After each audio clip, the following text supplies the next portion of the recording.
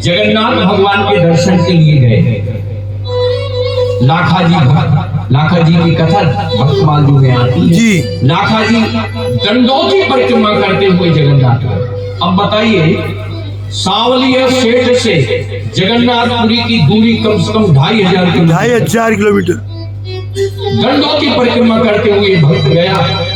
जब सिर्फ पूरी 30 किलोमीटर शेष रह गए, कितनी 30, भगवान ने सेवकों को आदेश दिया, मेरा भक्त मेवाड़ प्रांत से आ रहा है, मेरी पालकी ले जाओ। तो मेरे भक्त को मेरी पालकी में बिठा के लाओ। कहते हैं लाखा जी पूरी यात्रा में भक्तों की मणिमाला बना करके ले गए थे। कौन सी माला? भक्तों की मणिमाला। माला मैं जगन्नाथ भगवान को पहनाऊंगा। आज ठाकुर जी ने कहा, आज की पूजा तभी हम स्वीकार करेंगे जब मेरे भक्त की माला आ जाएगी। बोलो, अब माला आने में 30 किलोमीटर दूर भक्त है, कैसे आए? तो भगवान ने कहा, मेरी पालकी में बैठा करके लाओ। ये बंजारा था जाति का, देखो लाखा बंजारा था। और लाखा बंजारे को जबरदस्ती सेवकों ने पालकी में बिठाना है। और जैसे लाखा सिंह द्वार पर पहुंची है पालकी, ठाकुर जी मंदिर से आगे आ गए हैं लेने के लिए। और लाखा को अपने हृदय से लगा दिया। और कितने दिन तक पहुनाई हुई? बोलो, 3 महीने तक लाखा मंदिर में ही भगवान के पास रहने लगा। जो भगवान के पास थाल आता, उसी थाल से लाखा को भोजन प्राप्त हो। बोलिए, ये कलयुग की बात है। सांवलिया सेठ को जिसने प्रकट किया है ना जी, देखो ये सांवलिया सेठ नरसिंह जी के नहीं है ना, ये लाखा भक्त के सांवलिया सेठ हैं चित्तौड़ के पास। समझे? वो तो सांवला शाह जी हैं, जो आप अहमदाबाद जाएंगे सांवला शाह से और 100 किलोमीटर आगे पड़ेगा वो सांवला शाह जी का मंदिर। वो नरसिंह जी के सांवल शाह। और ये सांवलिया सेठ लाखा बंजारे की लाखा बंजारा।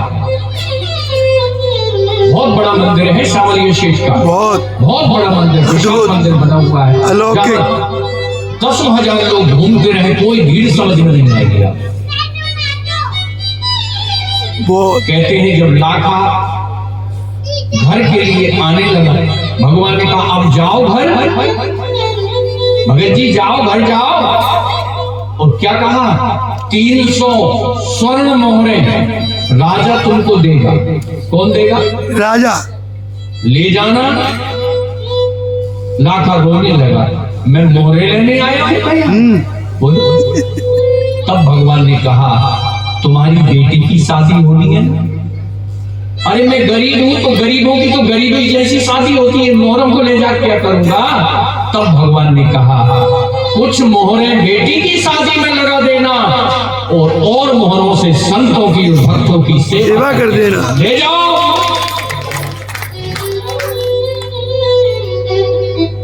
भगवान को भक्त प्रिय है।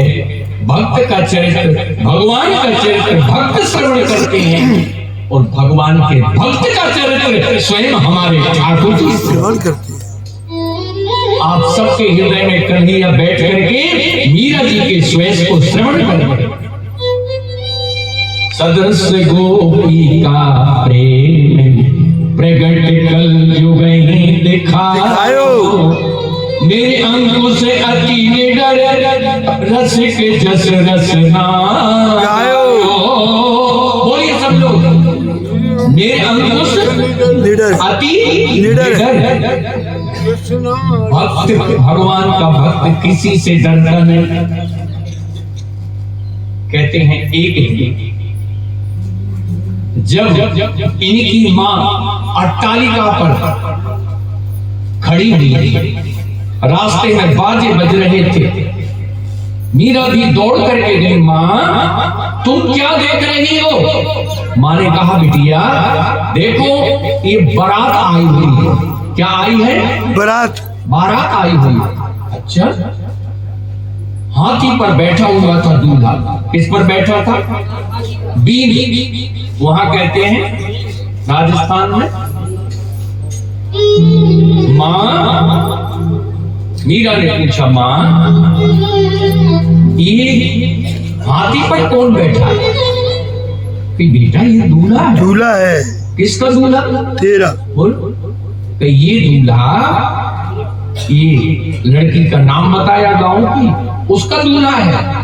अच्छा दूल्हा? हाँ उसकी शादी हो रही है ना बेटा। तो मीरा जी ने कहा मेरा दूल्हा कौन है? अब बताओ। क्या कहा? मेरा दूल्हा कौन है? ये तो दूल्हा हाथी पर बैठा हो, मेरा दूल्हा? कहते हैं वीर कुंवर जी ने हृदय से लगा लिया, बेटी तेरे दूल्हा तो गिरधारी लाल है।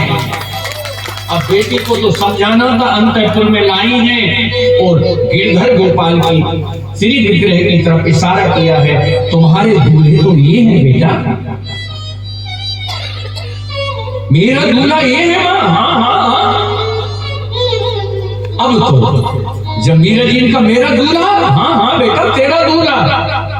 कहते हैं पूरी रात्रि मीरा जी बड़े लाड़ से प्रसन्न होकर के नृत्य करती रही, कीर्तन करती रही। और कहते हैं आज की रात्रि में, जिस रात्रि उस नगर में जिस लड़की की भावनी डाली गई थी, उसी रात्रि मीरा जी की भी कन्हैया के साथ भावनी हुई। सुदे जितनी अष्ट सखियां थी राधा जी की, विशाखा ललिता आदि सभी सखियां आई हैं, वो सभी सखियों ने मीरा जी का श्रृंगार किया है। क्या किया है? श्रृंगार किया है। अब देखो मीरा को मेहंदी लगाई गई है, सुंदर चुनरी ओढ़ाई है। जैसे दुल्हन के 16 श्रृंगार होते हैं, ऐसा श्रृंगार मीरा जी का स्वप्न में किशोरी जी की सखियों ने किया है। माई मैंने सपने बड़ी गोपाल, माई मैंने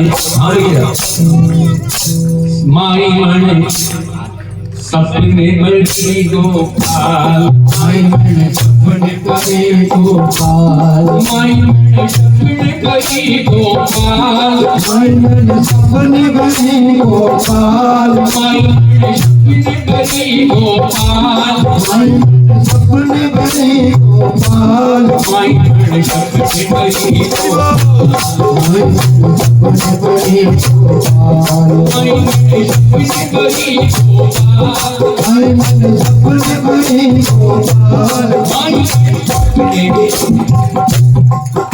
कहते हैं मीरा जी की आंख खुली और आंख खुलते ही मीरा जी दौड़ करके माँ के महल में गई है। माँ देखो मैं दुल्हन बन गई। क्या बन गई? दुल्हन। तू दुल्हन बन गई? हाँ हाँ माँ देखो ना। माई मैंने सपने बड़े गोपाल, माई मैंने सपने बड़े गोपाल, माई बड़े गोपाल, माई मैंने सपने बड़े गोपाल, माई मैंने सपने बड़े गोपाल, माई मैंने सपने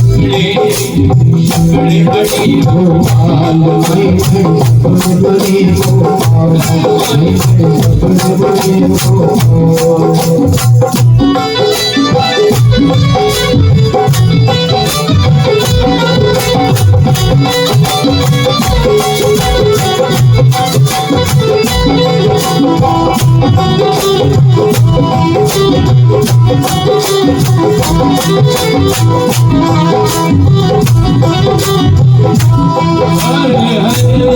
गिरधर गोपाल भगवान जब मीरा जी ने अपने हाथों की मेहंदी बताई, क्या बताई? हाथों की मेहंदी। माँ ने हृदय से लगा लिया, बेटी तू धन्य है का तेरा श्रृंगार अष्ट सखियों ने किया है। अब बताइए सपने में जो श्रृंगार हुआ है वो भी सत्य हो गया। ध्यान से सुनिएगा, भक्तों का जो स्वप्न होता है वो भी घटना अक्षर सह सत्य ही होती है। माई मैंने बने गए सपने बड़े गोपाल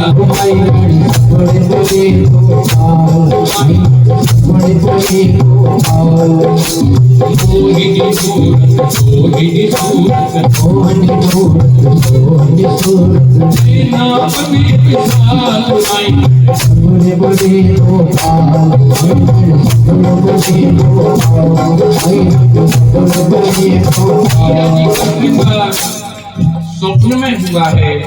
और जितनी किशोरी जी की सखियां थी वो सब सखी ब्रज से आई हैं, वो मीरा जी का श्रृंगार किया है। कहते हैं इनकी माँ ने मीरा को हृदय से लगा लिया और रोते रोते माँ ने एक बात कही। क्या कही? बेटी, तू हमारे वंश में तूने मेरे गर्भ से जन्म लिया है। बेटी, आज तूने मुझको धन्य कर दिया है, मगर मुझको तो एक वचन दे बेटी। कौन सा वचन? माँ, मैंने लाडली तुझसे कुछ मांगा नहीं है, मगर हमारे वंश की परंपरा है। लोग क्या कहेंगे बेटी? तेरा विवाह तो कन्हैया से हो गया, गिरधर गोपाल से हो गया, ये मैं जान गई, समझ गई हूँ। इसको मैं कोई स्वप्न नहीं मानती हूँ, मैं सत्य मानती हूँ। मगर बेटी, संसार इस बात को स्वीकार नहीं करेगा। और बेटी, मैं थोड़े दिन की मेहमान हूँ। क्या कहा? थोड़े दिन की मेहमान हूँ। मैं थोड़े दिन की मेहमान हूँ। बेटी, अगर तूने मेरी गोदी में, मेरे गर्भ में तू बसी है, तो एक वचन ले का झूठा झूठा विवाह तू स्वीकार कर ले। क्या कहा? झूठा झूठा विवाह स्वीकार कर लेना। तेरा जिस परिवार में विवाह होगा उसको स्वीकार कर लेना, इनकार मत करना। ये तेरे पिता की इज्जत और सम्मान का सवाल। तेरा विवाह तो गिरधर गोपाल से हो गया है, तेरी भावनी भी जब तेरा दूल्हा आएगा तो गिरधर गोपाल से ही होगी। मगर बेटी, तू मेरे बच्चों का निर्वाहन करना, मैं मर जाऊंगी फिर तुम कुछ भी करना, मगर विवाह को स्वीकार अवश्य कर दे।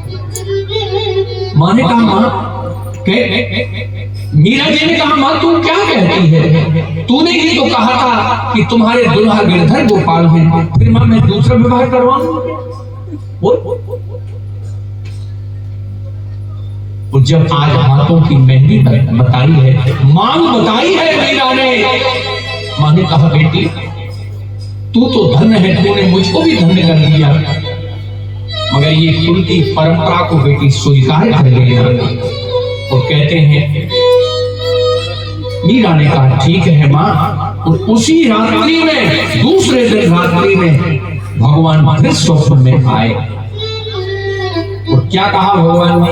मीरा, तुम्हारा विवाह तो मेरे साथ हो गया है, तुम्हारा विवाह दूसरा नहीं होना है। और ध्यान से सुनो, मेरे पीतांबर से तुम्हारी गठजोड़ी हुई है। देखने में लोगों को लगेगा कि कुंवर भोजराज के साथ तुम्हारी भावनी हो रही है, मगर तुम्हारी भावनी तो मेरे। और भगवान ने कहा, मीरा तुम क्या सोचती हो कि जिस युवराज के साथ तुम्हारा विवाह होना है, मैं जानता हूं उसके हृदय को, वो तुम्हारी पवित्रता, तुम्हारी श्रेष्ठता, तुम्हारी भक्ति को उसके कारण आंच नहीं आएगी। वो मीरा, वो थोड़े दिन तुम्हारे साथ रहेंगे, उनका शरीर भी कम समय में छूट जाएगा, मगर ध्यान से सुनो, कुंवर भोजराज के द्वारा तुम्हारी भक्ति में कोई बाधा नहीं होगी। मीरा वो भी श्रेष्ठ पुरुष है जो तुम्हारा दूल्हा बनेगा, कोई साधारण व्यक्ति तुम्हारा दूल्हा कैसे बन सकता है? बोलो। और रही बात, तुम्हारा तो मेरे साथ विवाह संपन्न हो गया है, ऐसा कहकर के स्वप्न खंडित हुआ है। मीरा जी आश्वस्त हुई है, इसलिए मीरा जी ने पद गाया, माई माने माई मन सपने बड़ी गोपाल, माई मन सपने बड़ी गोपाल, माई मन सपने बड़ी गोपाल, माई मन सपने बड़ी गोपाल, माई मन सपने बड़ी गोपाल, Oh,